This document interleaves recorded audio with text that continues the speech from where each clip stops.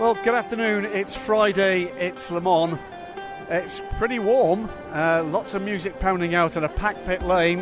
And that's even with a goodly slice of the crowd from the Le Mans 24 Hours down in the city centre for the infamous driver parade. This is the Day at Le Mans podcast. But this time it's the Week in Sports Cars aspect to that thread of the Marshall Pruitt podcast. Joined by my partner in crime on dailysportscar.com and racer.com, Stephen Kilbey, and a special guest joining us, one of my partners in crime on the ACO TV broadcast this weekend, and a familiar face to those of you that love the Le Mans 24 Hours. Welcome to the podcast, Jim Roller. Thank you very much, Graham. It's great to be here on Mad Friday. Oh yeah, Mad Friday it is. As typical, this pit lane is packed wall to wall with human beings, so it's like we're going to be swimming on the top of the mosh pit as we work our way down pit road. Let's try and go with the flow. We're going to have a wander down and we're going to have a chat about what's been an amazing day of news at Le Mans. We've had all sorts of announcements, 6 car launches today, including and plus a reveal, a tease of the new Porsche GTE car that we know will now be part of the FI World Endurance Championship in 2019-2020. 4 new LMP3 cars here at the circuit this weekend, and of course we've had the reveal of both Toyota and Aston Martin's hypercar programs, with 2 cars at least from Toyota, at least 2 cars, and a slightly different emphasis there from Aston Martin. Hypercar, against many expectations just a few weeks ago, Jim Roller, seems to be a go. Yeah, it certainly does. And today's press conference was interesting for a lot of different reasons, as this pit walk is traditional. The Friday press conference used to be a state of the sport kind of press conference. This time around, however, because this is the end of the super season, it is the launch of the next season. So all of the announcements were, well, not necessarily groundbreaking. They are pointing towards a very, very positive future. And especially, there is a lot of excitement about the hypercar as it's being kind of officially announced. I guess it's real now, because you've got manufacturers who've verbally committed to go ahead and do this. No matter what you think of this possible formula, it's a go. It's a go, and it's going to be a go from the year one, as originally planned, 2020 to 2021. Stephen Kilbey, you've been with me on this roller coaster ride through the options, the possibles, the maybes, the definitely aren'ts.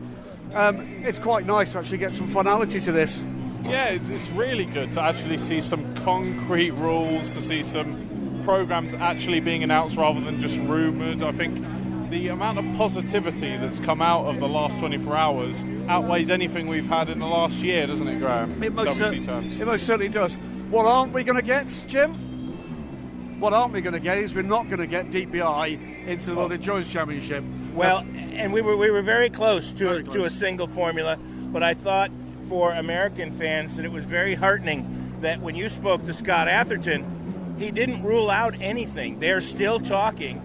And of course, it's all going to come down to that famous 3 words, balance of performance. Oh, yeah. Because if they can get the BOP right, what that will allow them to do is bring the hypercars to places like Daytona, and we might be able to see some DPIs over here for this great race. Just passing by the BR Engineering pits, 3rd position on the grid for the number 17 car yesterday evening, and at a lap time, Jim Roller, that's bettered any time we have ever seen from either Porsche or Audi from a privateer non-hybrid car. That was extraordinary. Well, we had a lot of fun at poor Alan McNish's expense yesterday because we were saying he'd never driven around this circuit as fast as some of these cars have driven. There's no point in asking him how that feels, is there? But, no.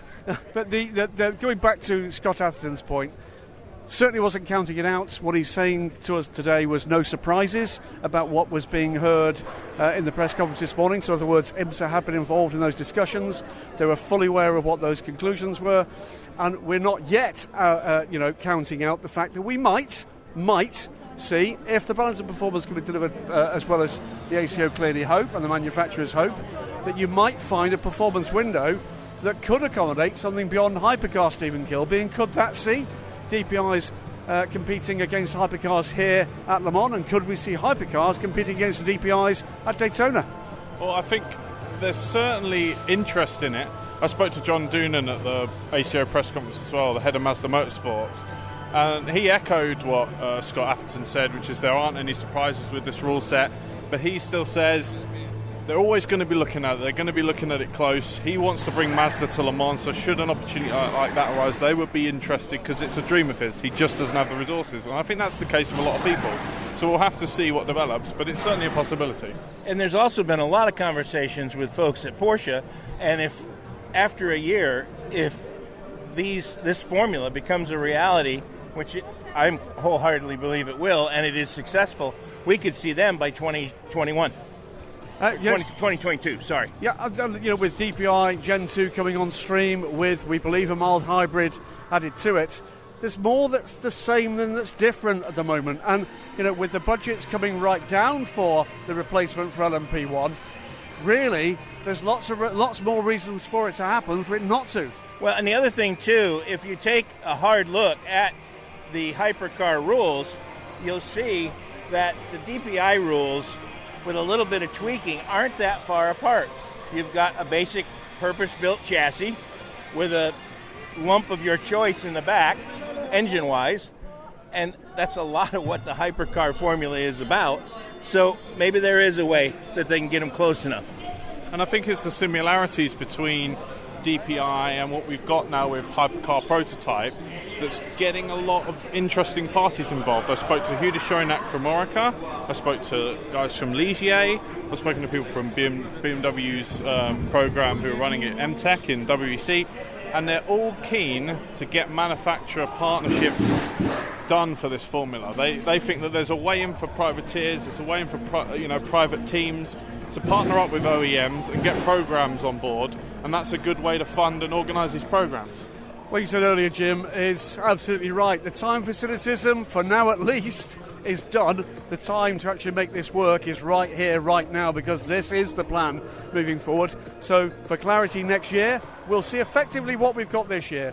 We already know now what the grid is going to be like. We'll come on and talk about that in just a few moments.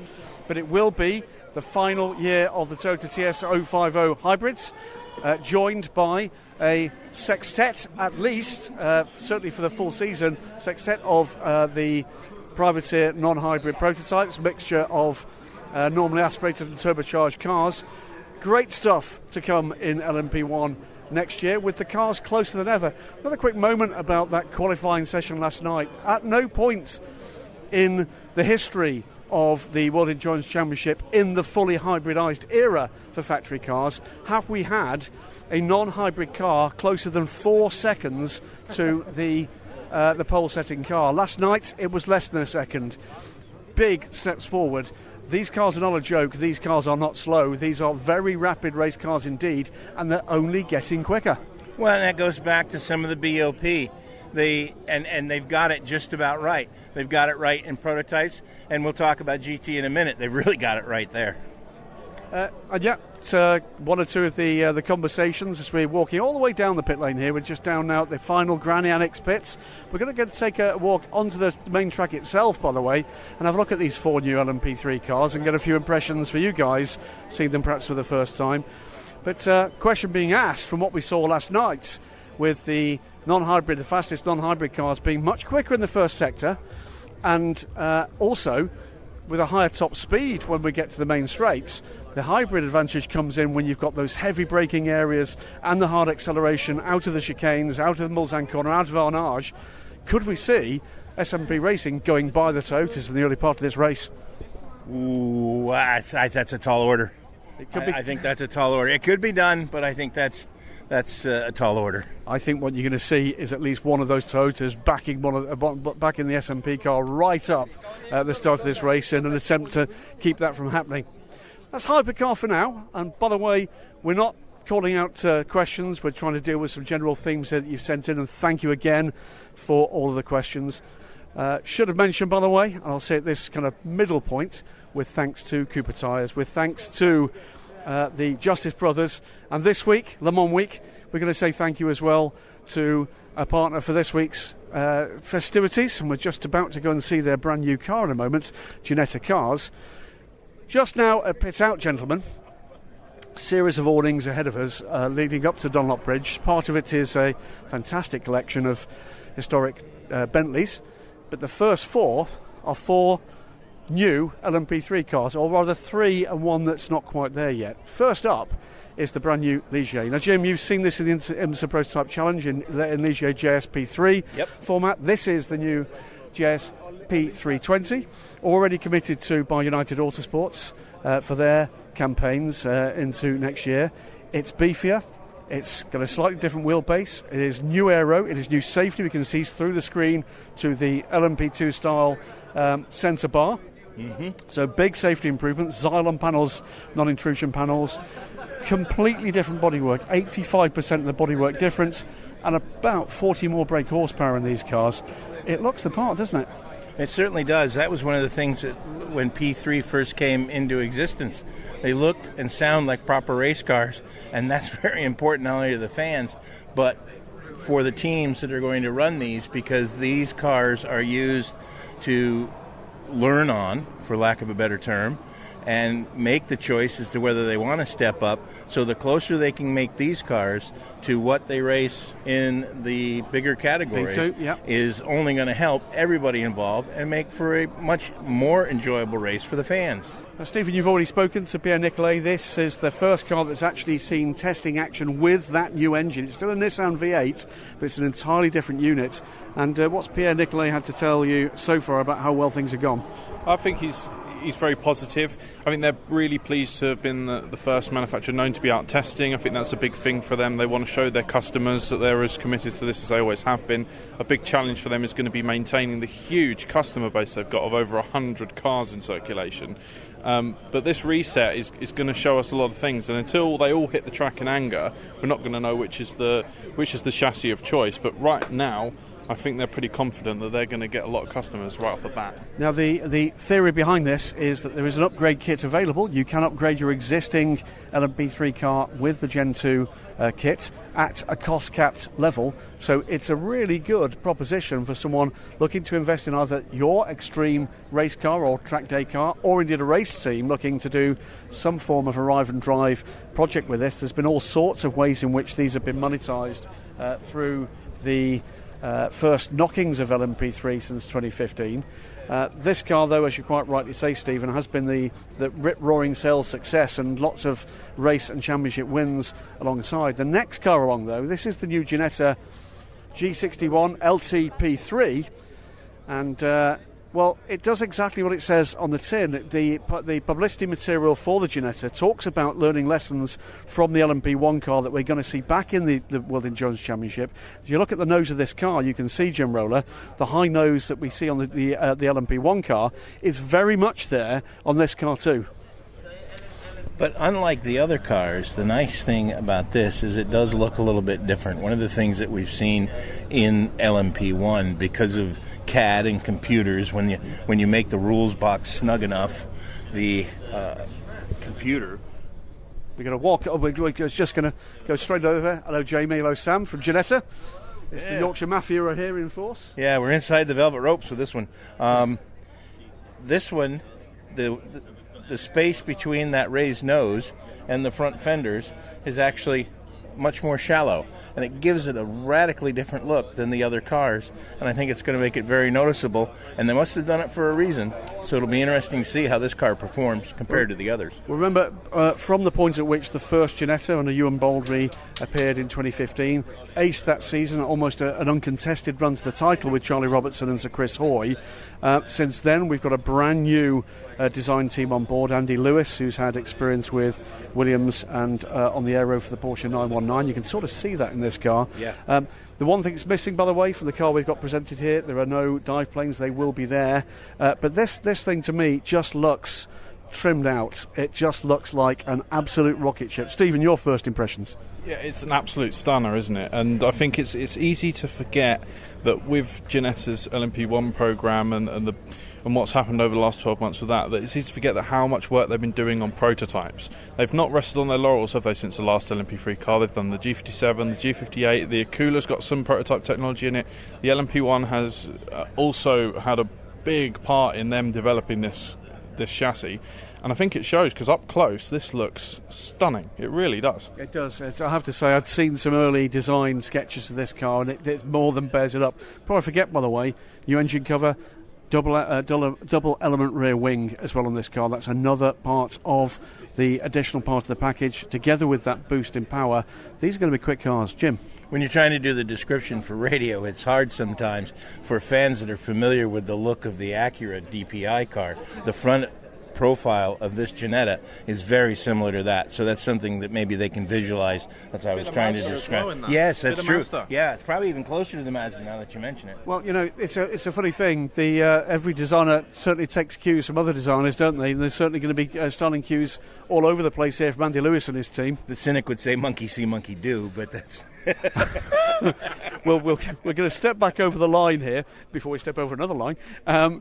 Next door. Now, this is not the new Norma. The new Norma is not a Norma. The new Norma will be a Duqueine D08. This is one of the Norma M30 show cars with a few additional elements to it. This has been the second big sales success.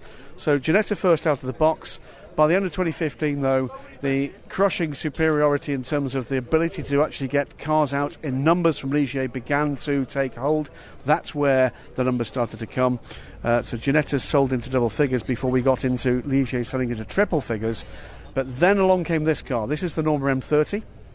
Duqueine will heavily revise this car with a new front end, new side pods, of course, the new engine powertrain package, new safety package is coming on this one too.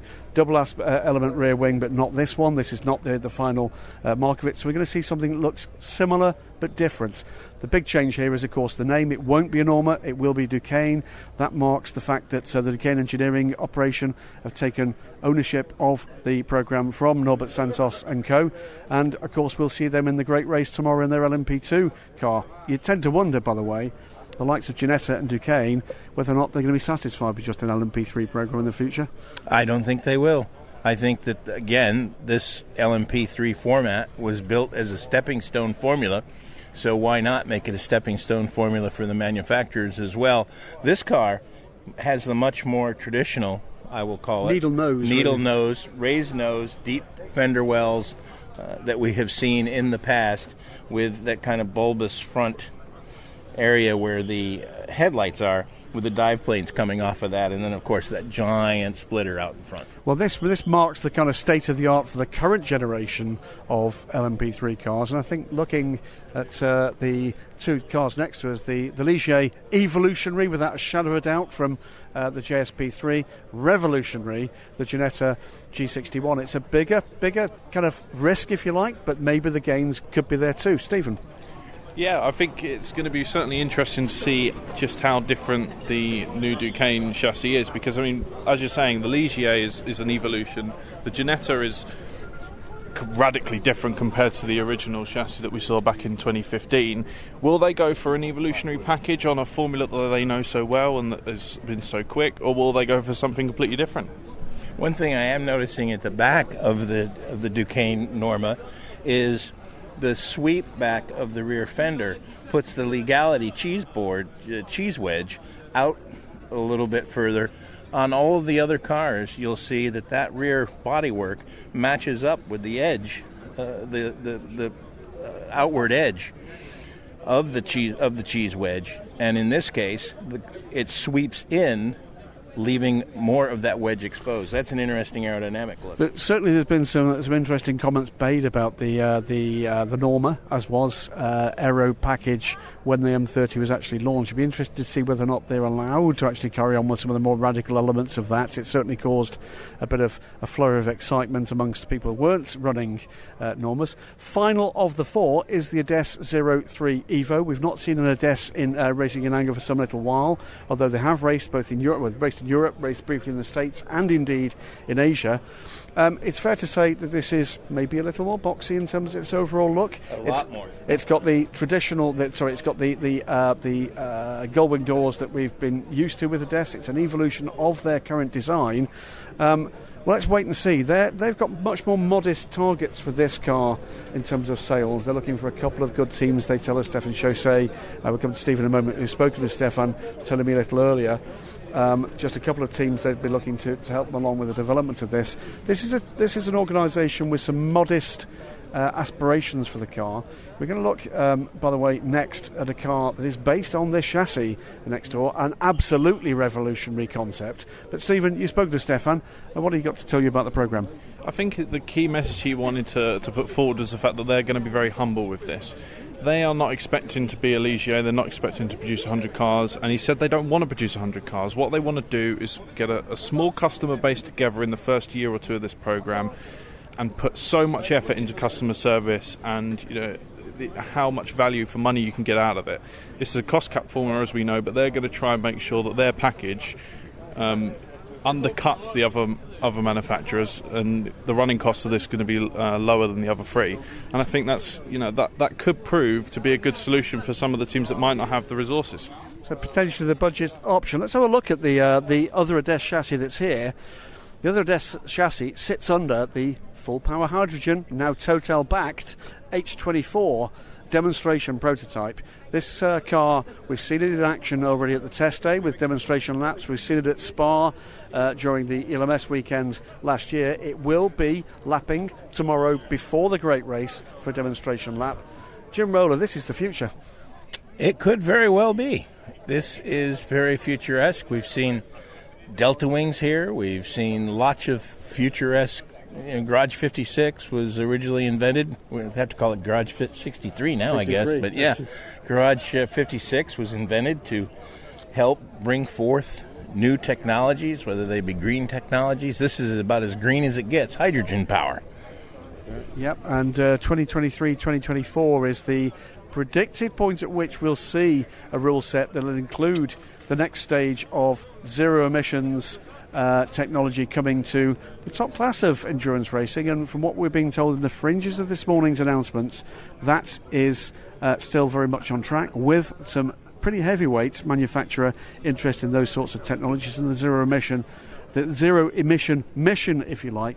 This is the vanguard. This is the concept that's there to prove the idea works. And from here on in, it tends to be something like a vertical development curve. The key to it, though, is keeping that development at bay to keep the budgets down to the point where you can actually get things done. And just seeing a look across the other side of the H24, Vincent Beaumenil, the sporting director of the ACO. We'll see if we can catch Vincent for a very brief moment. He might be wandering up. I think he might be looking for a colleague. I know he has a Vincent. Just one moment, live to talk about what's been one heck of a day. So we've heard the hypercar announcements. Really positive response to that from around the room, with lots of manufacturers involved. Your hard work begins now. That must be a depressing thought. The hard work has started a long time ago, but I think we are all delighted, of course, today to have these announcements and have this real starting point with the new hypercar rules, in which we believe from a long time. We are convinced that this concept will have a great success for the fans and the media and all the people who like motorsport. So now the hypercars are a real place to race. One final word before we let you go, because I know you're a very busy man. We're looking at the future here. This is the H24 demonstration car. That car will be lapping in front of 250,000 people tomorrow. It must make you very proud to be part of this. Yes, it's a technical direction in which we believe so much. It's obviously having this car here is a huge symbol, and it demonstrates the real ambition of ACO to bring hydrogen in top-class racing, world-class racing, and with Le Mans 24 Hours. There is obviously still a lot of work to do, but our partnership with Green GT on this project, Mission H24, is very important to us, because it demonstrates the feasibility, and we are collecting already a lot of data and information to build the future. So we are delighted for that. Final word is about the other four cars we've got here. It must make you very pleased indeed. After any rule set takes time, any rule set takes a lot of effort. Four brand new cars here. Yeah, when we launched LMP3, our ambition to have about was to have about 25 to 30 cars.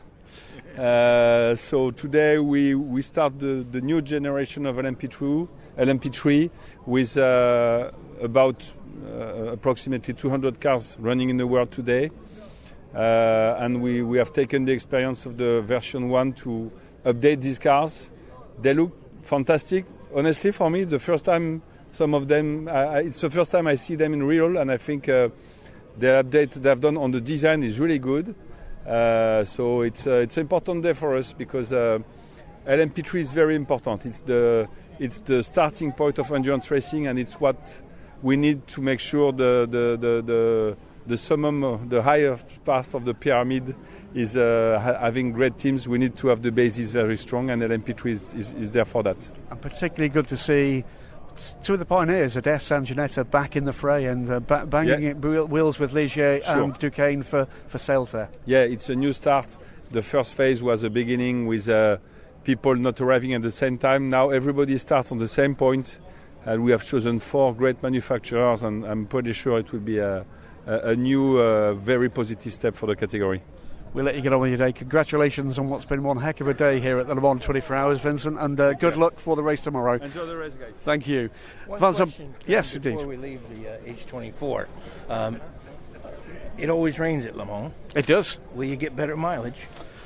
So I actually don't. I mean, being the idiot that I am, I can tell you, by the way, that at the launch of this car at Spa, they were giving the media water bottled, which was the exhaust of that car. That was all that comes out the exhaust. Right. It's bottled It's water. distilled water. It is an astonishing concept.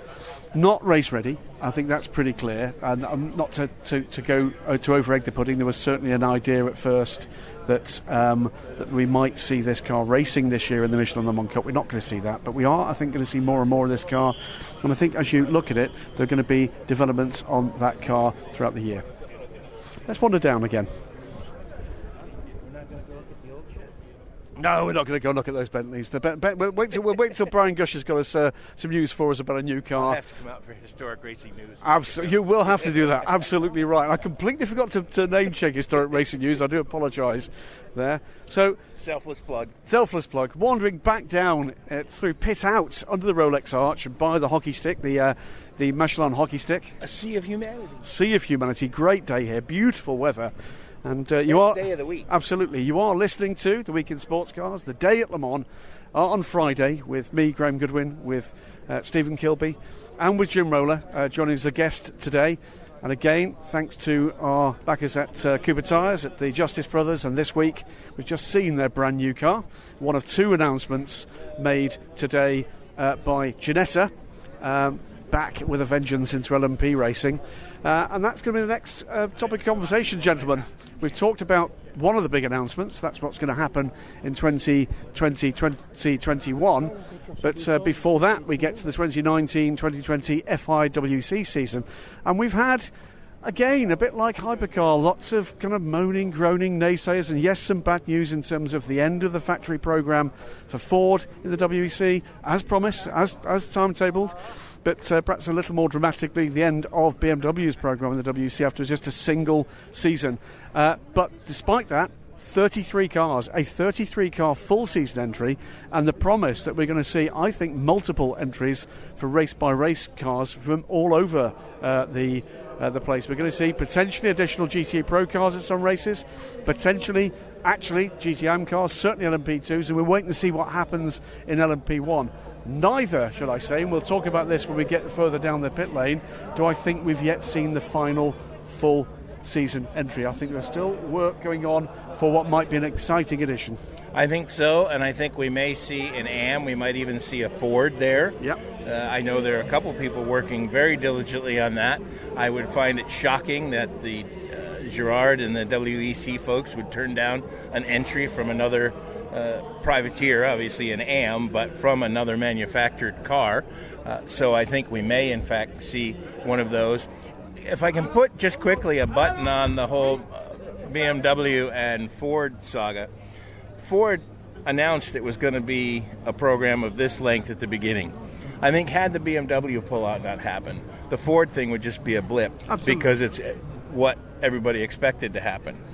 the BMW pullout is the shocking thing, and frankly, I don't get it, but I don't work in Bavaria. So. There you go. I mean, I've said before on the podcast, the program as a whole, rather disappointed, underwhelmed me.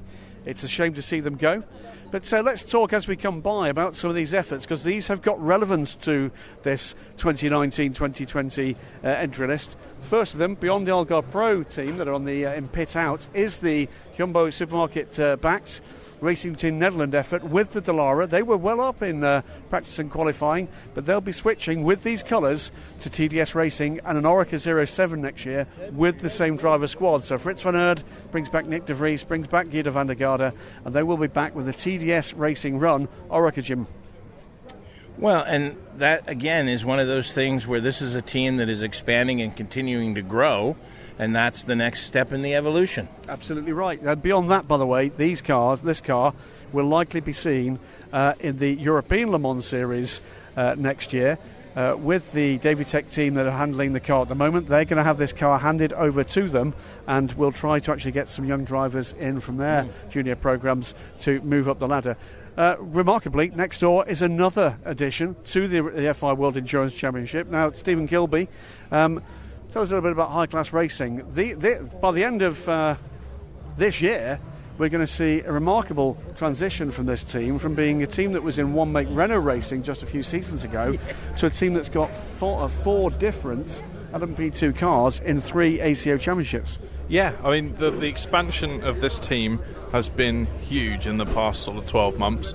We've seen them go from, just a sort of ambitious LMP2 team, stepping into the ELMS with Dennis Anderson, their gentleman driver, and they're taking it unbelievably seriously, haven't they, Graham? And they're moving up the ranks very, very quickly. Running an ELMS, a WC and an Asian Le Mans program at the same time is a force, isn't it? It is. Well, they're going to move their 2 Dallaras we saw in the LMS last year into Asia. I gather those programs are close to completion. They bought 2 Oricas for the start of this season with the ELMS.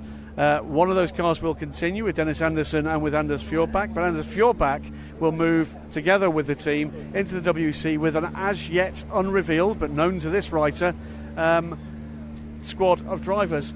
Walking through again, nothing to do with the WC, but just great to see the Asian Le Mans Series LMP2 champions here, ARC Bratislava, with Slovakian national hero Mira Konopka, a man, well, what can you say about the level of preparation that Mira Konopka puts in, the physical condition of him? Not a lot, because actually he's a bit like me, he's a bit of a fat old bloke. Yeah. But boy, is it great to see Miro enjoying his racing. Next door to that, one of the standout stars, visual stars of the Le Mans 24 Hours this year. We're going to just tap Jim McWhirter on the shoulder while we just go and have a quick look at his fantastic car. Car is running up in the garage behind us, but Andy Blackmore's livery commemorating things that are special about this great race. Jim Roller, you've not much of a chance to take a close look at this, but what do you think? I think it's some of Andy's best work. He's a dear friend of all of us, and I got to send out a big shout out to him because this is fantastic. It's almost a camouflage design, but it's a I call it the Where's Waldo design, because he's put in this specific Easter eggs. Yes, that's a great Easter egg. We've got a picture of Enzo Ferrari. We've got the Le Mans Ferris wheel. We've got the sign from the autoroute to Le Mans. There's all kinds of little hidden treasures. And the dragon that his daughter drew. Chiara has driven with her name on it. Absolutely. That's awesome. And been paid for wonderful. it. And been paid for it. We're looking next door now, and with the 488 GTE running up. Next up is Dragon Speed. And Dragon Speed, one of a number of teams that are working with us and with our friends in pit lane in this Le Mans 24 Hours week. Just to lift the spirits of some friends of ours. We're going to walk around the back of the car here, get away from the, not that noisy, but get away from the Ferrari. 2 cars for Dragon Speed. They will not be returning to the FI World Endurance Championship for a full season. Will stay in the LMS contention. 31 car. Their crew will transfer to Jota Sports, and they are in contention for the championship in the FI World Endurance Championship in LMP2. The number 10 car, this stunning Gulf livery that's been unveiled as a one-off here at the Le Mans 24 Hours. Dragon Speed under Elton Julian, they don't lack ambition, do they? Here, ELMS, IMSA, and the Indy 500, and they've won races in LMP2 in all 3 championships that they've contested so far. And they've been very competitive everywhere they race, and they're going to start to put their focus a little bit more towards the Indy 500. So fans in America, look out and pay attention, because these Dragon Speed guys know what they're doing, and it's going to be very exciting to see them racing in the IndyCar Series full season next year. Absolutely right. Great Gulf livery. Commemorates the 3 race wins overall here at Le Mans with these famous colours. This was a surprise to many. This car appeared at Scrutineering. Very few people knew about the plan, and overnight it looks to me like Gulf have actually delivered a boatload of T-shirts for the guys. They're going to be highly prized if any of the fans can get their hands on those. Stephen, what do you think? We've been with Dragon Speed now for a couple of years in the ELMS and in the FIWC. They're looking good. They've not had the easiest of run-ins with the number 10 car, but looking, well, pretty well set to try to do what they can do to kick off the Le Mans 24 Hours. I think their LMP1 program is a little bit of an unknown for this final outing here at Le Mans.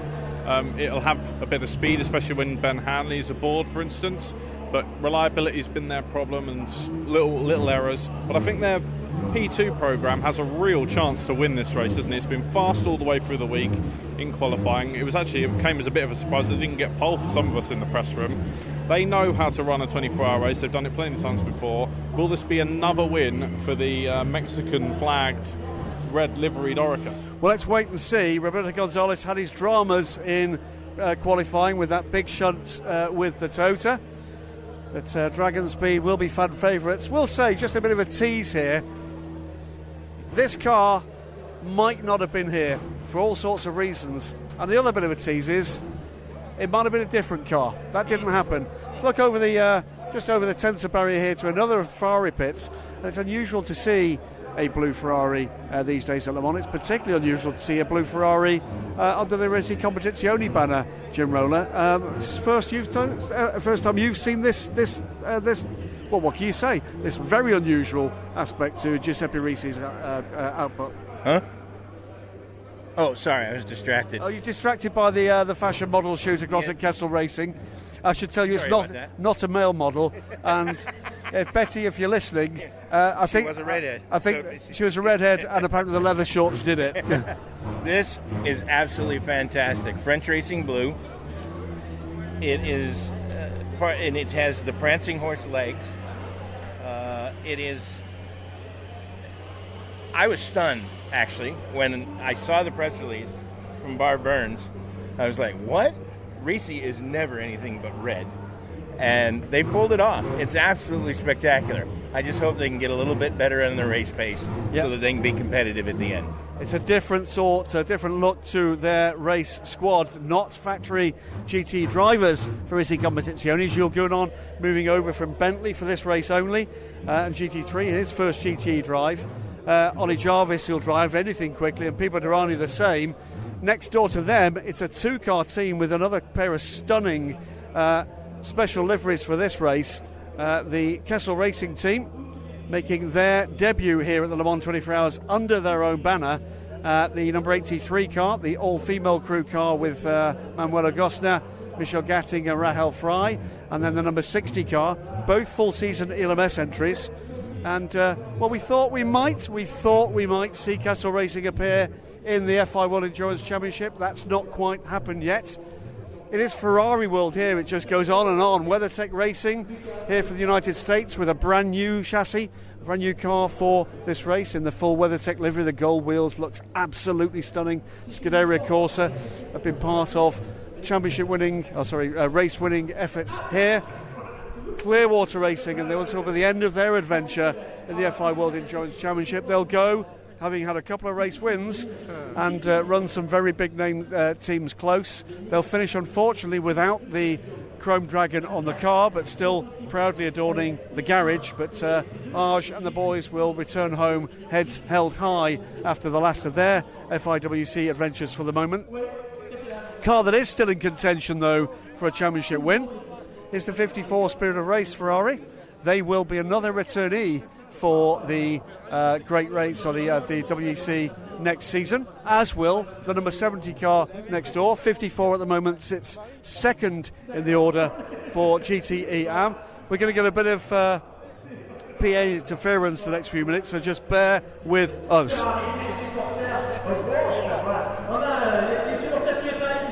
Yeah, the guys at Le Mans do like a loud PA system, Jim Roller. They certainly do, and they like to use it too, especially about 7:30 in the morning. Great stuff. AF Corsas, 2 Ferrari 488s. The Pro Class cars not in contention for the championship, certainly in contention to the win. Car Guy, the last of the row of, 93 Ferraris that we've just walked by. But Asia Le Mans Series champions and having their first run here, Jim. I've been away from this great race for 2 years. It was very interesting as I was doing my prep and taking a look at the entry list and seeing this was a reminder of the days when the American Le Mans Series entries would come in. The Asia Le Mans Series has become very strong, and the entries that are coming from that series are a great addition to this great race. And it's one of the reasons that we're now able to boast 61 cars taking the green flag tomorrow, and there were 62 ready to go before poor Tracy Crone had his accident. And a remarkable number of those with some Asian Le Mans Series heritage, whether or not that's using the series as a winter series from Europe, or whether or not that's teams coming out there. You're right, the thing that's defined that is the quality of those teams with Clearwater Racing, with Car Guy, and there are more as we'll get to them. We're going to walk a little further down rather quickly past the Rebellion Racing pits. Engine woes for those guys yesterday. This remarkable pair of art car liveries for that pair of Rebellion R13s. Edex Sports, the number 48 car, pole position last year in LMP2. A little further down the order. Another car that you have to look at very carefully for the win on Sunday at 3 p.m. Well, not least because of the mercurial Paul Chatan. Aston Martin World, and a row of 4 beautiful Aston Martins, and happily of 2 different types. We've got the 2 old ladies, we'll talk about them in a moment, and we've got the 2 new cars. They were new here last year for the Le Mans 24 Hours, and they had one hell of a time there. Qualified last, didn't finish last, finished the race. David King and Aston Martin very keen to remind me they've not had a DNF all year with these cars, and pole position for the Dane Train, the number 95 car yesterday. They're in contention for this race, if not for the title. 5 seconds improvement from one year to the next. That is stunning and speaks volumes about just how far this car has come, but it also speaks volumes about the quality of Dave King's operation. Doesn't it just? We'll leave the words on the old ladies, the number 90 TF Sport car and the number 98 Aston Martin racing cars. For you, Stephen Kilbey, your entire career as a sports car journalist has been filled by these cars, the sounds, the sights of these cars, and this is going to be the last time we see them in GTE form, probably the last time we see this shape at all in international racing at any kind of level will be next weekend at the Nürburgring with the GT8. It's sad, isn't it? It's kind of sad when you get these moments where you know this is kind of the end for a car that's so special and has won so much. It's still beautiful, it really is. And I think speaking to some of the drivers and some of the people involved with the teams from TF and from Aston Martin Racing, they still think this car's capable of winning. And it is. It's still, they haven't won in the WEC this year, either effort, but they've come very, very close, haven't they? Well, You may call her an old lady, Graham, but she has aged with dignity and class. She's a Sophia Loren in my book. And she's sexy. It could almost be Trudy. It really could. Fine wine. Or Betty, for that matter. But here's the figure for you. This body style debuted with Aston Martin in 2004. Right. This car has had a 14 to 15 year competition life. It is a quite staggering history for a remarkable motor car from a very small company. And it was my favorite back then, and it is still my favorite today. Well, wonder by as our friends and hosts enjoy their conversation at very loud volume, to no great effect or interest from people on the pit lane, it should be said. Panis Barthez, the Ligier Gibson. Then we get to, I'm sure, what must be 2 of your favourite cars, Jim Roller. Yes, it's indeed. the 63 and the 64. Now, you know what? On the Weekend Sports Cars, we like an American. We've got one of our own, you know. But there is something very special indeed about this effort. We'll just try and see whether or not we can make our way to the front. Hopefully the dinner bell or the dinner horners are going to be shown during this. But they've still got the train whistle here that marks dinner time. This will be, without a shadow of doubt, the last time we see a factory effort with a C7R here at the Le Mans. This 5.5 litre V8 Jim Rower. We're going to miss this one as well. Yeah, we are. This car will continue to race in the United States, of course, through the end of the season, and look for mid-July for an announcement from General Motors as to what they're going to do next year. A lot of speculation. I think we're going to see the C8R come out. That's going to be a radically different car. It's going to be an absolutely fantastic machine, and I think you will see it back here at Le Mans. This is the 20th anniversary of this program. It's been very successful for Corvette. It's been very successful for General Motors. There is no reason under the sun that they shouldn't continue this program with whatever they decide to race. Well, we can see into the garage there, the number 63 garage, Danny Binks and the crew working hard. Guys preparing the cars for the race ahead tomorrow. Lots of the cars will have had race engines, race gearbox installed today. No drivers here, they'll all be downtown having a good time, but the mechanics, the technicians, the engineers, the crew chiefs, they're all here, and we're working hard until quite a lot later tonight. And doing so in the glare of the sun and in front of thousands of fans. I'm perfectly happy to stop doing what they're doing for 5 minutes and come and have a chat too. It's a wonderful part of the week. Yeah, it really is, isn't it? I mean, the fans always turn out to these pit walks, even if it's a year where there's so much rain, you know, the weather's awful all week, you still get thousands of people turning up to get a good close look at this, and the spirit of this event is still here. You still get a really good bit of access to these cars, to these drivers, and it mustn't be forgotten about in an age of so many factory programs worldwide. Well, next up, Jackie Chan DC Racing and Jota Sports, 2 Oreca 07 LMP2s for this team. They'll be back next year as well. Well, friend, their crew chief, not here this weekend, but he's represented in cardboard form by the pit garage. Another of our teams that are carrying a decal for Marshall and Sabra. And we'll have a look on these cars in a moment. We'll just duck under. We're more than welcome here, so we're going to do that here. And see where we can find the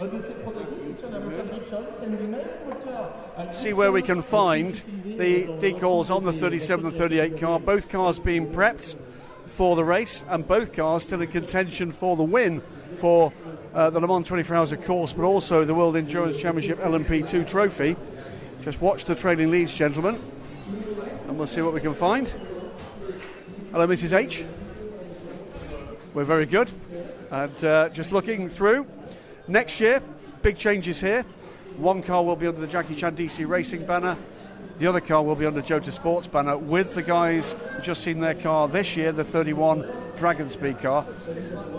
And good grief, there are some remarkably familiar faces in here. It just goes to show they don't forget their heritage here at Jota Sport. Bit of grey there on that beard, Matt. Absolutely. But you can see the back here of one of the Oreca 07s, that fantastic Gibson GK428. That's been a key part since 2017 of what's been a real success worldwide, perhaps less so because of changes made to the regulations in IMSA racing, but certainly the World Endurance Championship in the European Le Mans Series, and next season in the Asia Le Mans Series in this new LMP2 category. Something around 30 cars in circulation, 20 of them here, and I believe from John Manchester at Gibson, close to 35 of their 50 engines in circulation that are here at this circuit this weekend. That is absolutely fantastic. Those are stunning numbers. It shows how far this category has come.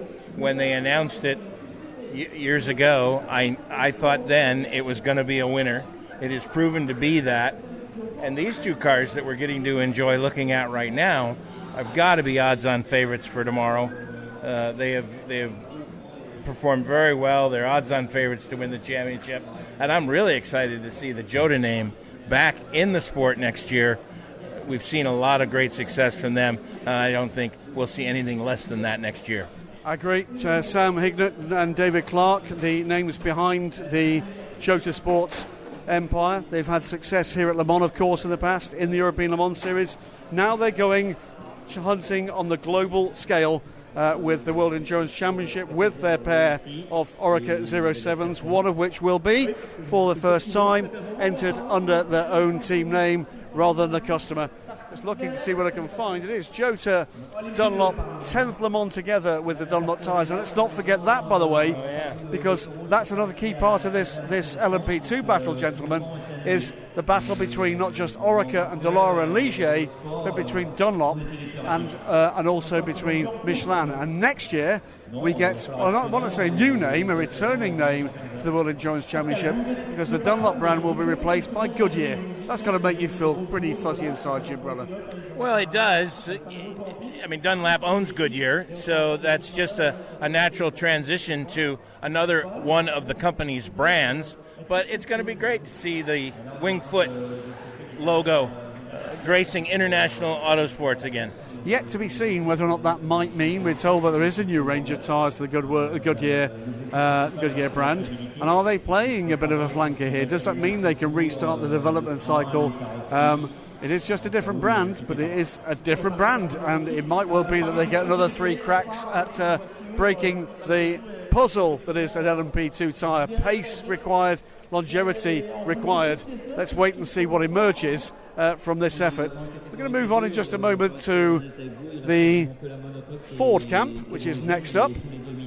And well, I'm just going to duck under here and have a quick look at these stunning 5 Ford GTs here, Jim Roller. 2 entered under the Chip Ganassi Racing Team UK, the WC cars. 2 from the US end, very familiar to you from the IMSA, the WeatherTech Sports Car Championship. And then the first ever privateer entered Ford GT with Keating Motorsport. Bill Riley on parade here with Ben Keating. And what an array of beautiful heritage liveries they provided for us. Well, they have, exactly, Graham. Fans in the United States are going to be looking for that red, white, and blue livery, but in fact we've got some stunning liveries as the 66 car commemorates the 1966 Ford victory in very deep blue and white. The 67 car is much more traditional, but it leaning towards the red and white. That was the 1967 Mark II winner, driven by A.J. Foyt and Dan Gurney. The 68 car is the tribute car to 2016. That is the traditional car that we're used to seeing. And then the final car, the 69 car, is close to the Gulf livery of the 69 car, but it is not, as that too is a little bit different. They're trying to kill 2 birds with 1 stone there. It's actually matches the second place car. Yes. From 66. Of course, it can't be a Gulf car true. because they're sponsored by Castrol. That's right. So it's the 66 car, the Ken Miles car, and of course later this year we're going to see the Ford versus Ferrari film. That is having a bit of a teaser preview, free for the fans down in Le Mans City Centre after the Drivers' Parade this evening. Then we get to the Wins car. We're just going to let this lady here take her shot. Another throwback livery. It is. This Wins livery is this beautiful purple and orange and blue livery. Ben Keating has brought this car out. It's the first time that we've seen the Ford run in AM specifications, but fans in America will especially remember this Wins livery from drag racing, but also the old IMSA GTP 962s run by John Hotchkiss.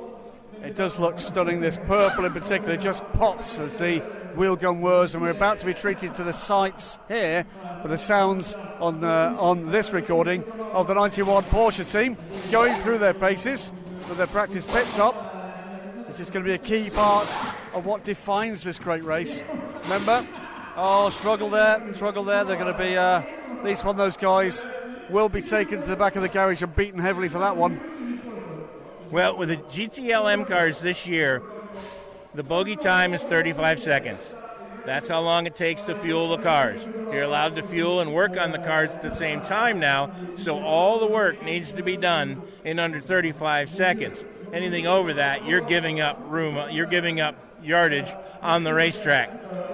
These teams have even got special 2-bolt removable brake discs. They've now gotten a brake disc change down so that they can get it done in under 35 seconds. The front brakes take a little bit less time than the rear brakes, but they are all confident they can get brake changes done, complete disc and pad changes in under 35 seconds. That's stunning. Big effort being made here from Porsche. The two cars from Manthey Racing in the Pro category in the WEC. Those two cars, of course, in the offing for the Drivers' World Championship. Beyond them, the two core racing cars in their Brumos liveries. We've seen those liveries before, of course, and they're just taking turns to go through the paces this evening. We've got those two crews still in contention, Stephen Kilbey. Who do you fancy here? Obviously, Estre Christensen very much to the fore in terms of the points. Oh, definitely, and they're going to be helped out by none other than Lawrence Vanthoor, who I've heard is pretty quick. I'd expect them to be right up the front of just this race overall in GT Pro, as well as in the WEC standings for all the full season entrants. I mean, the odds are in their favour at this point, they really are. Unless there's some real drama, it looks like it's their day. Yep, let's wait and see. They've been strong, hugely strong last year. Helped a little, of course, by that early safety car that gave the winning crew the opportunity. I do apologise about the PA. Not much we can really do about it here. But hopefully it's not blasting you out too much. We'll wander on and past Porsche World. Back down into the pit lane.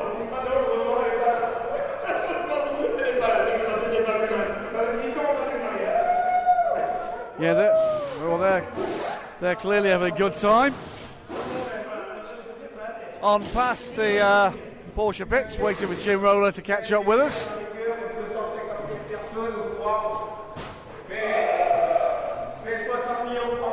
Into Europol, the first team in the modern era who's been flagged proudly with the Polish flag. Project One will be back next year.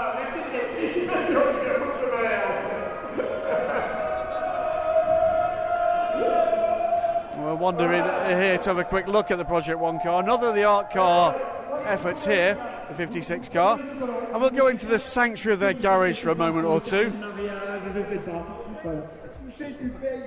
Where, of course, there's music rather than what is thrilling conversation, but not helping us to get through a podcast.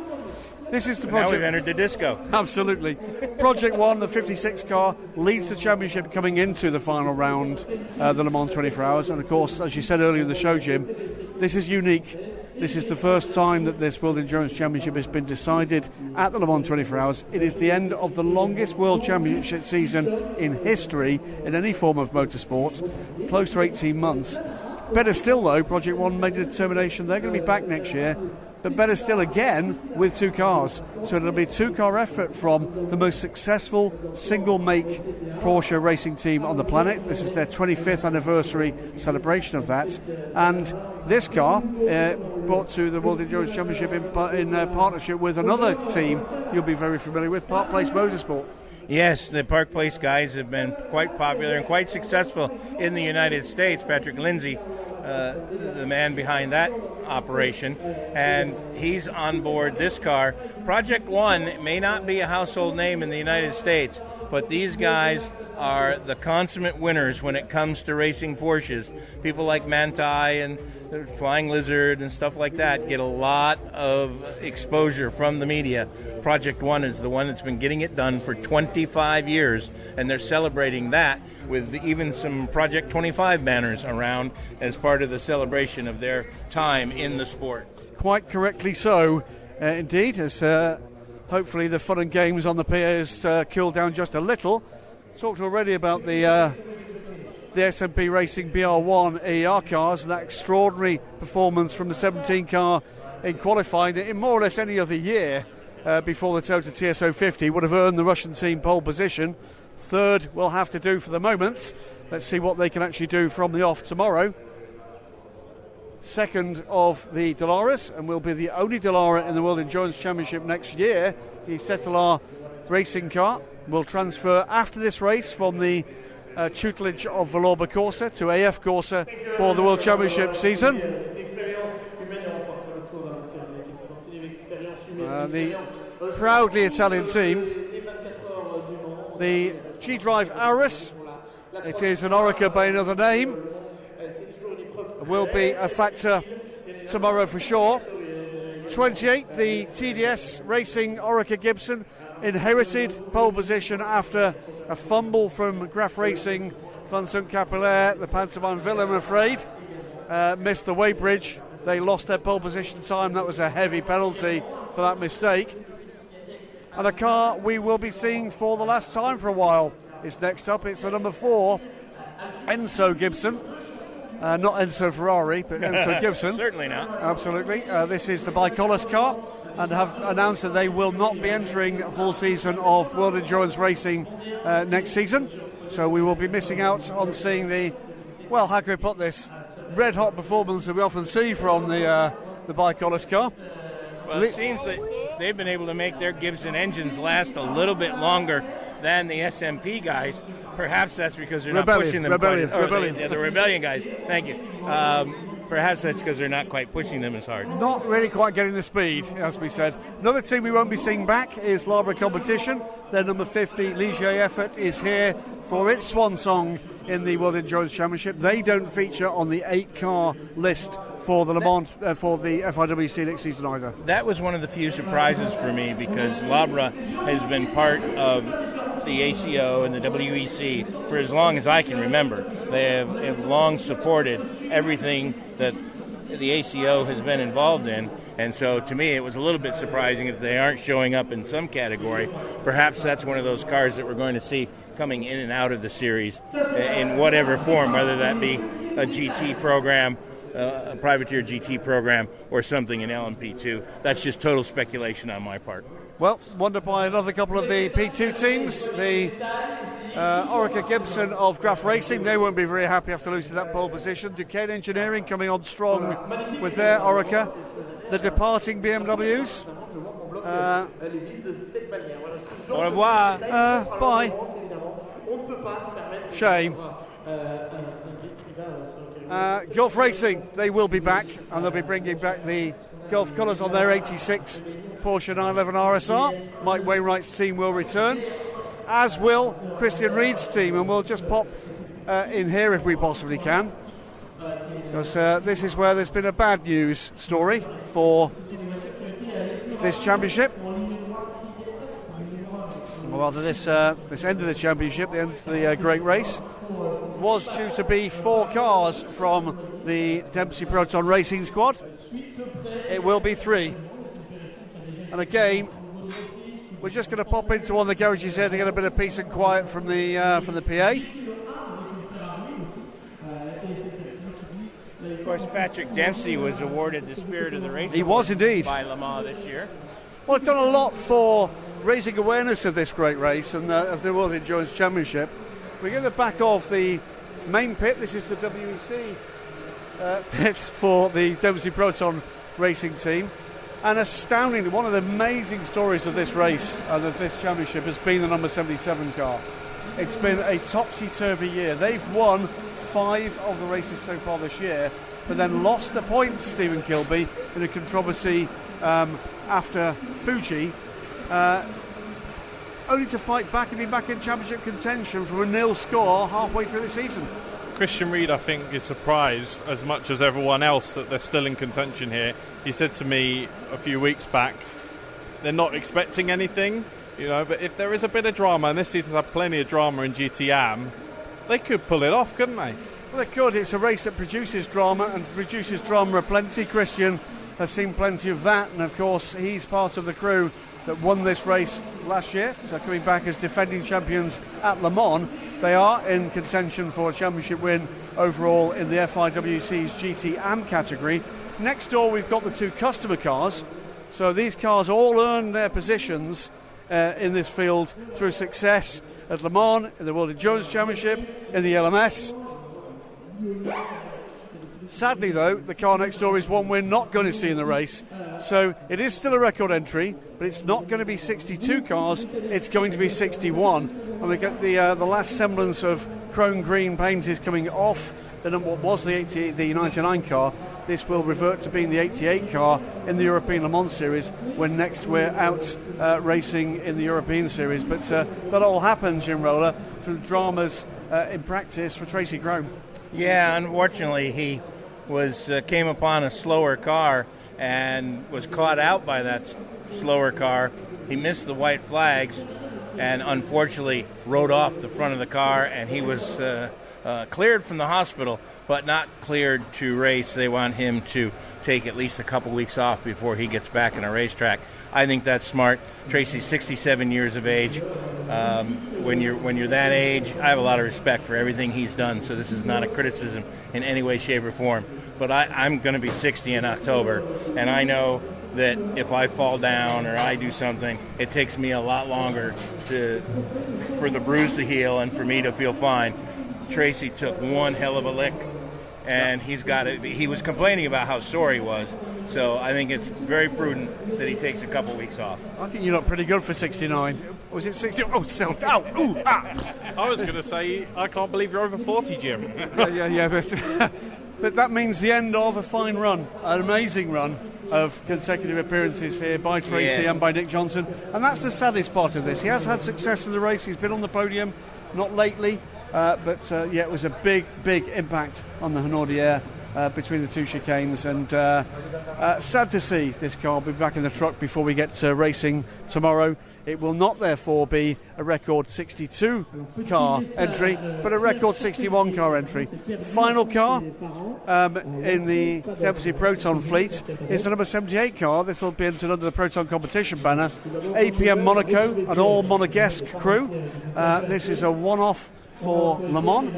The team hoping to bring this car back into competition later in the season in Shanghai, rather early in the next season in Shanghai. But again, these are gentlemen with Vincent Ambriel and the father and son, Philippe and Louis Brett. Louis also doing double duty in the Ferrari Challenge races here this weekend. This is the dream. This is exactly what this is for some of these gentlemen as well as professional racers. This is the dream, to come here on the biggest stage in world motorsport and just take part in this race, Jim. And it's Patrick Dempsey in many ways paying it forward. He was able to live his dream. He came here and performed quite well. Now he's the team owner, and he's providing that opportunity for the Perret family and Abril, all from Monaco. We were joking earlier, there's like 50 drivers from Monaco in the race. He says tongue-in-cheek, there aren't that many, but there's probably more Monegasques in this race than I've ever seen. 5 Monegasques in the race, and a 6th, and a very famous one at that, with Stefan Ortelli, the driver coach of this trio. And great to see Stefan back, the 1998 overall winner, let's not forget. Not quite finally, we come to what have to be the favourites of the race, and a great view from here of the extraordinarily complex front end of these Toyota TS050s. This is the Lorette car, this is the championship leading car, this is the favourite for this race, Jim Roller. What are you expecting? Well, all they have to do is finish 7th or better to clinch the championship. Now remember that the P2 cars count in that being 7th or better, so there is the possibility for them to drop that far, but I don't think, unless there's a calamity early in the race, that that's going to happen. But anything can happen in this race, as we saw to poor Mike Conway in qualifying when he tore the front end off the number 7 car, so anything could possibly happen. Stephen, you've been with the World Endurance Championship for much of the hybrid era, and certainly at every race for the last 2 or 3 years. It's not been the closest battle in World Endurance Championship history this season, but there's no denying these are astonishing machines. They really are. They really are. We'll be sad to see them go. Luckily, we've got another season to witness the TS050s in all their glory. And if you're a fan and you've never seen an LMP1 hybrid, I urge you to come to a race next year, because they're astonishing and they're not going to be around for much longer. we're not going to see their like again for a very, very long time. The hypercars are going to be great. They're going to be spectacular looking. They're not going to have the raw pace and the violence under acceleration that we've seen from this astonishing breed of hybridized LMP1 cars. Finally, as we come to the end of pit lane, and before we take a couple of the comments that we've had from listeners for the Week in Sports Car, we've got the new Granny Annex, the temporary pits A and B, in the tutelage here of Richard Dean and his fine team at United Autosports, the 22 and the 32. These guys are expected to do well with both cars. Alex Brundle, Will Owen, Ryan Cullen in the 32, but Felipe Albuquerque, Phil Hansen and Paul Di Resta in the 22. That, for me, is going to be one of the standout favourites for this race. It's my dark horse in the class. Well, on the podium last year with one of these cars, after the shenanigans that befell the TDS run cars, and we're going to wander away from pit lane and past the stunning array of safety cars and leading cars, the Porsche 911 cars on one side, the Panameras on the other side, the intervention cars and medical cars, the extrication KMs. It's a fleet of cars that is required to deal with the unique qualities, the length, the speed of this outstanding circuit, Jim Roller. Well, and I've actually instituted some new things this year, the full course yellow, which is going to not be with safety cars. It's going to be a virtual yellow, and I think that is an absolutely outstanding addition. I think it's going to help take away some of that luck of the draw that you get when you don't know which of the safety cars you're going to get behind. You don't know whether the other safety cars, just because of chance, or letting their car, letting the cars that are behind them go earlier than you're allowed to go. So the virtual yellow is going to help. That, and the slow zones are going to change the face of the way this race is run for a positive way, I think. We're doing something we've not been able to do on a Friday before, because the new access road, because of those new pits, now goes outside the Module Sportif, and we're just going to lean against the pit wall. Why not? In the sunshine in the late afternoon here at the Le Mans 24 Hours, just to go through a couple of the points that some of the listeners of the Week in Sports Cars have popped into us through Reddit, through Twitter, through the Facebook pages. What do we expect from this race? Do we expect to actually see a race in LMP1? Is that AOT going to be enough to make enough of a difference to put over a race distance the non-hybrids in contention? I think if the Gibson can hold together, yes. I think that's the key. I think the SMP cars will be quick, but I think the Rebellion shows a little bit more speed, and I think if they can hold that engine together, then they will be competitive for the entire 24 hours, and it will be a hell of a race. I think for me, the key to it is, can they stay close for long enough to put the Toyotas under some pressure? Because the key to this race is going to be, can the Toyotas stay reliable? If there's an issue for one or other Toyotas, and you see the opportunity for one of the privateer cars to get into contention, and let's just remember what happened here a couple of years ago with the LMP2 cars. The one thing that lost those cars the race is they didn't have the pace to defend from a charging hybrid.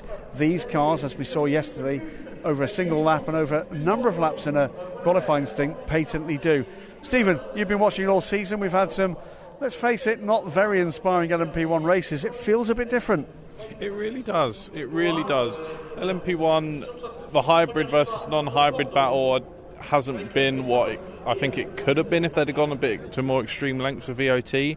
But at the same time, it's so hard to expect these privateers to be able to go up against such a Goliath like Toyota. It really is. That's the joy of 24-hour racing, though. You really don't know. And as Jim pointed out earlier, the accident in qualifying with the Dragon Speed car for the 7 shows you that these cars things can go wrong for these cars. So whether or not it'd be great to pray for this to happen, it's not something that anyone would wish. But if we've got a race on Sunday morning into the afternoon, it's going to be really exciting. That's P1. P2, whole different ball game. 3 different chassis out there: the Ligier, the Dallara, and of course the Oreca 07s, plus the rebadged Aurus and Alpines, with the Oreca's by another name. On top of that, of course, we've then got the tyre battle, and we're not expecting much by way of adverse weather, but that could throw a curveball and make a big difference as well. But that class for me does look like it could get very tasty. And don't think for a second that is going to be an Orica walkover. Oh, no way. I think Ligier is in with a shout. I think you've got, as I said, the 22 is my dark horse. They were on the podium a year ago. I think attrition is going to take its toll in that class a little bit just because of sheer numbers. I might be wrong on that, but I think you're going to see some of the cars, because there is so much pressure on everyone to perform, that they may make some mistakes early. You can't win the race in the first hour, but you sure can lose it. And I think that is going to be one of those things that will ultimately decide what happens in the class, and that is it's almost, yes, it's wide open and it's fast, but it is a little bit like old-time endurance racing in that he who deals with his problems quickest will win the race. Stephen, we've been privileged to watch the World Endurance Championship and their LMP2 battle. Perhaps even more so, though, the battle over the last couple of seasons in the European Le Mans Series, with unparalleled depth in the LMP2 field. You looking forward to this one? Oh yes. The ELMS LMP2 field brings so much to this race. It really does. There's some quality teams that I think a lot of the people in the stands and a lot of people listening to this podcast may not have seen race before and may underestimate. And I think the key is we've got strength in numbers up and down the order. We've got some really, really good drivers in there. So it's a bit of a lottery, and I love that.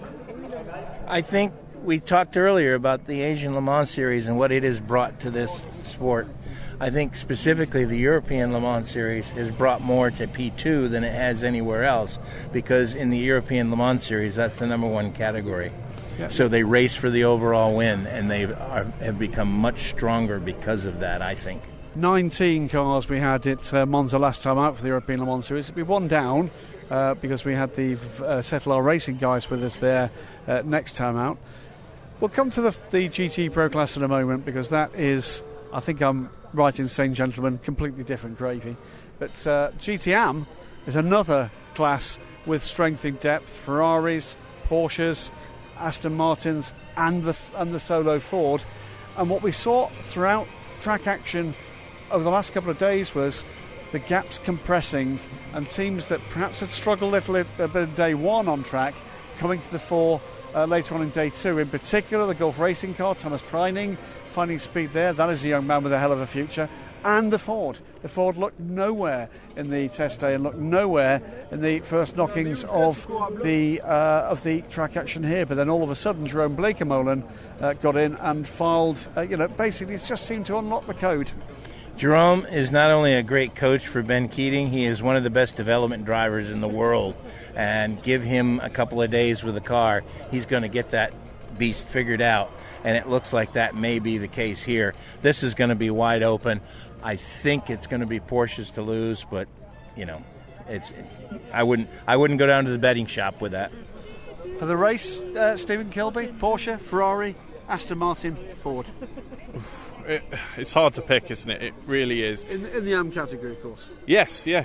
And then the variety is fantastic, and it looks like it's going to be pretty equal footing once we get into it. I really am going to struggle to pick a manufacturer that's going to take the crown, and it's even harder to pick a specific team. You've got to say Porsche at this point, but there's an air of positivity around the Aston guys to bring that old Vantage home with one more win. For me, if it's going to be an Aston Martin, I dearly hope that Paul Dall'Anna can actually finally get the win I think he sorely deserves here. He's been a great supporter for the sport. He's been a great supporter for that class. He'll be back with a new car next year, as indeed will TF Sports. So 2 new Aston Martins on that list of 33. So I hope very much that he actually does it. Deep breath, gentlemen, because for me this is the big one. GTE Pro, 17 cars, stacked with factory drivers in every single car, or factory quality drivers in the one or two that don't have them. It's difficult to pick. Look, it's almost like you pick from the bottom and work your way up, but even doing that you end up well into double figures of teams of drivers that can, should and deserve to win this great race, Jim. That's a fact. The C7R, that's where my heart is.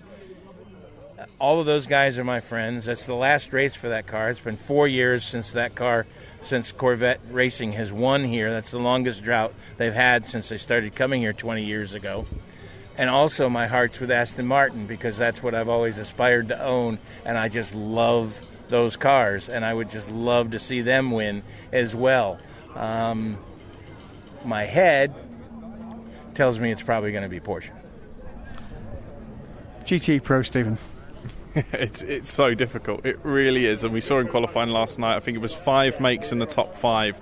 The BOP looks the best it's been at this race for years.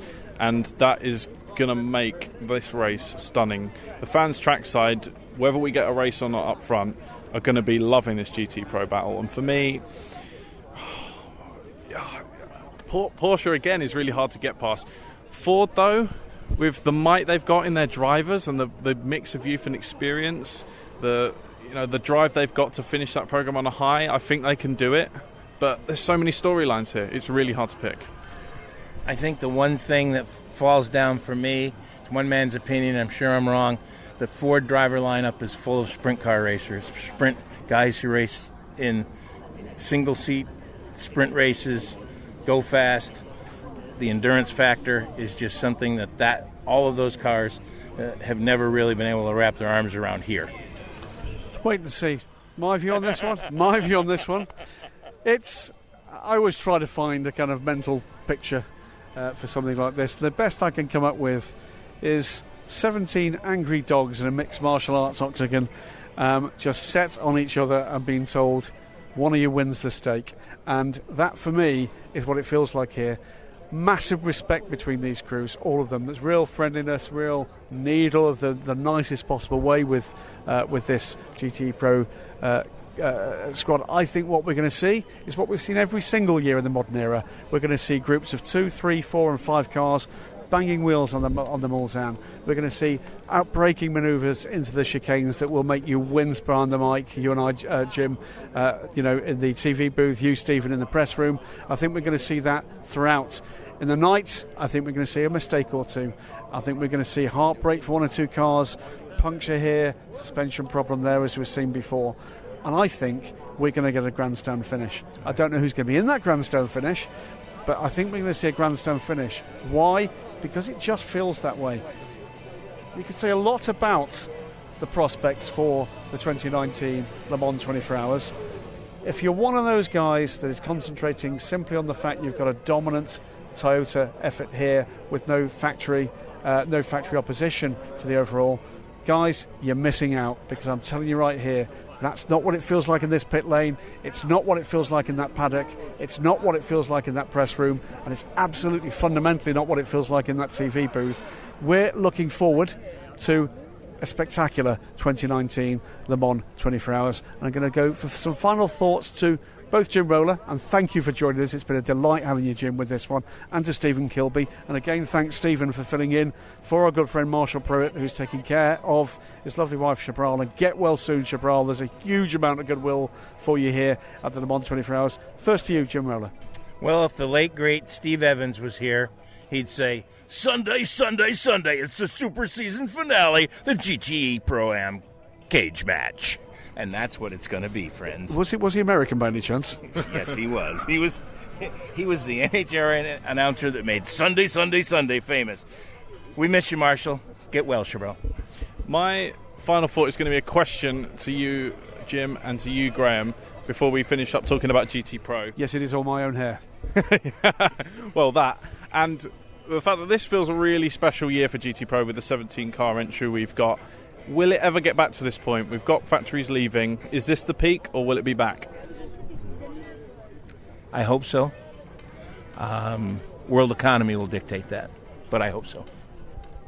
Yes and no. Yes, it will be back. No, it won't be GTE Pro. If it goes right, if they get the sums right, if they get the customer care right, if they get the return on investment right, if they do everything right, Hypercar could just be that. Could just be that. The best news for me, by the way, today wasn't just that Aston Martin said they're coming with at least 2 cars, which, by the way, means more than 2.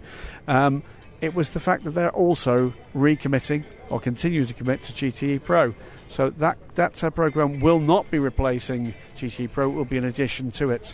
I think the signs are now that manufacturers are beginning to think this could just be what we need. This could be just be what we need to actually show our brand on one of the greatest stages in the world. Make no mistake, whatever else is going to go on in this wacky world of ours in the next 12 months, we will be back here.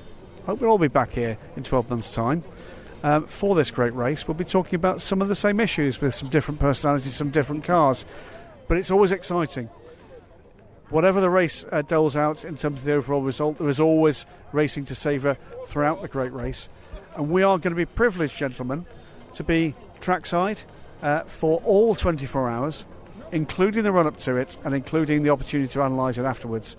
I hope you'll join us for that on the Weekend Sports Cars, and I'm hoping we can have Marshall back next week for that, while I'm down at the Nürburgring for, guess what, another 24-hour race, my 76th 24-hour race that will be. For now, at the end of what's been a wonderful afternoon of wandering down a pit lane, with apologies that there's not been too much by way of direct question answering, but we have weaved most of your points you wanted us to cover into what's been an amble down up and down this pit lane. I'm going to say good evening, with thanks again to the great folks at Cooper Tyres, with thanks of course to the wonderful folks at the Justice Brothers, and with particular thanks this week at Le Mans to Ginetta Cars. Remember, new LMP3 car available if you've got that kind of money from Garth from West Yorkshire. If you fancy being a part of an LMP1 programme, whether or not that's as a sponsor, a backer or anything else, I'm sure they'd love to hear from you as well. Team L&T are coming back for the World Endurance Championship in 2019-2020, and they've got 2 LMP1s bringing out from Yorkshire to battle there with them. Good night from me. Get well soon, Chaparral. We'll see you soon, Marshall Pruitt.